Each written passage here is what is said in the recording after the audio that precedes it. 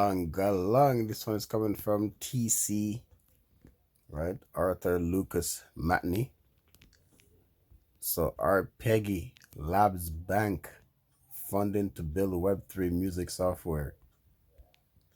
The quest to define what exactly a Web3 use case looks like hasn't always been easy, but has allowed plenty of founders to get creative in building out products designed to tap the ethos of decentralization and the business opportunities of the creator's economy.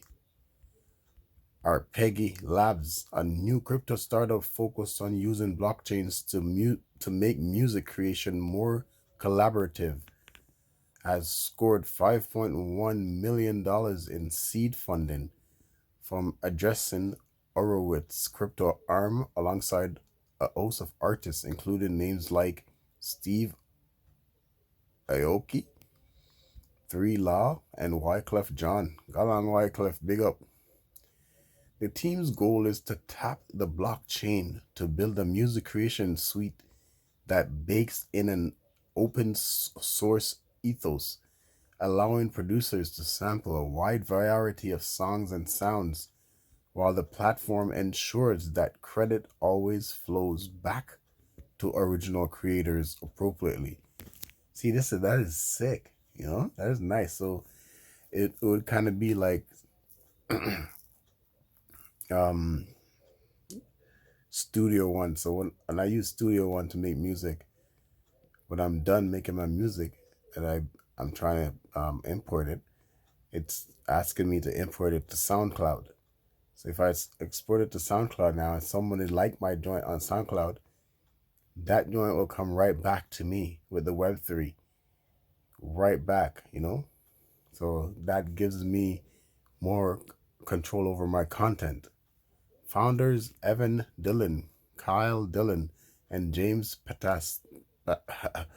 Paston believe that this setup will encourage a new type of remix culture to permeate through the music industry, allowing TikTok-like creative repurposes of IP that will lift all of the creators that contributed to a viral hit.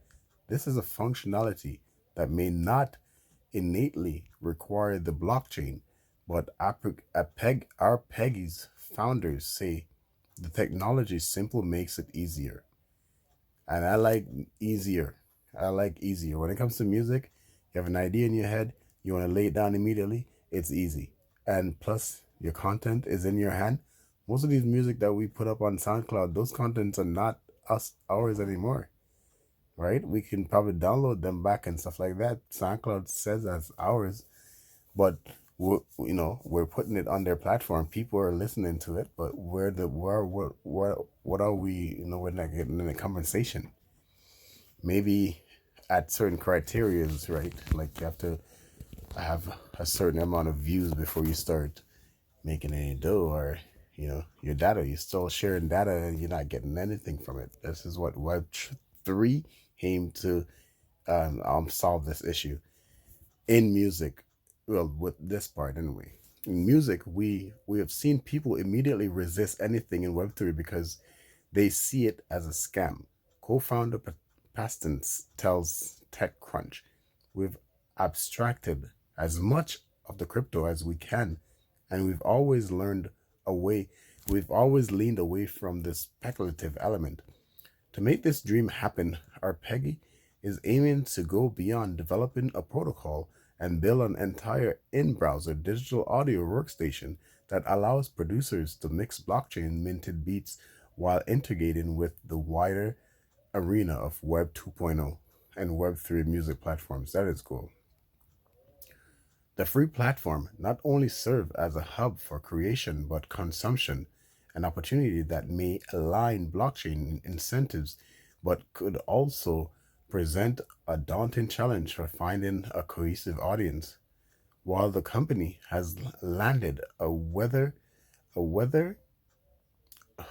the country hasn't landed on whether they're looking to issue a token for a platform down the road, the founders say they are mainly focused on enticing music professionals who haven't already aligned themselves with Web3 mantra, with mainstream mantra, but are excited about the idea of the industry doubling down on open source.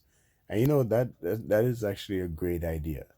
And I think they're gonna sell well because there's a lot of creative people out here when it comes to making music and just not even just making music to sing, but also making music for backgrounds, right? All they have to do is just come out with a nice commercial of what features, and get some artists, as they say, to get on this video air and put out some commercials. That's all they gotta do. Advertise to youths that, hey, here's a DAW that you can get on. It's free. It offers this. Compared to Ableton, compared to Reason 4, compared to um uh Studio One. If they can match up with some of the number one DAWs out there, and you're giving me this platform for free, what? I'm gonna be one of them. Any sounds that you hear are sounds that you should create with. Co-founder Kyle Dillon tells TechCrunch, all right, Kyle Dillon, so bring it, Virgin. Bring it. Bring that platform where the sounds are amazing. You're having all of these professional producers to back up the creativity aspects. So basically displaying the creativity aspect of this DAW, right? And you see how many people sign up for it. A lot of people would sign up for it, just if, especially if it's free, and it going up against Ableton, going up against DAWs like um, Studio One, is going up against DAWs like, you know, what do you call them one there, Reason 4 and all them one there. Like, of course it's gonna, right? I'm excited about this Web3 and all the features that you can literally just go back, you know, you're literally going back into Web2, but at a better experience. Thank you guys for listening. Like, share, subscribe.